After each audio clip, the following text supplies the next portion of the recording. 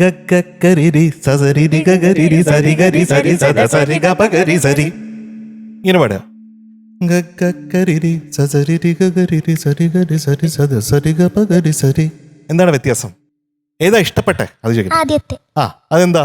നമ്മൾ ഏതൊക്കെ സ്വരങ്ങളാണോ നമ്മൾ സ്ട്രെസ് ചെയ്യേണ്ടത്, ആ സ്ട്രെസ് കൊടുക്കുമ്പോൾ മാത്രമാണ് ആ സ്വരങ്ങൾക്ക് ജീവൻ വെക്കുന്നത്. അപ്പൊ താരിത്തരര താരത്തരര ഇല്ലേ, അത് കുറച്ചും കൂടെ ഇമ്പാക്ട്ഫുൾ ആയിട്ട് നമ്മൾ പവർ, ഇതിൽ കുറച്ച് പവർ സിംഗിങ് വേണം. എങ്ങനെയാണത് പാടുക?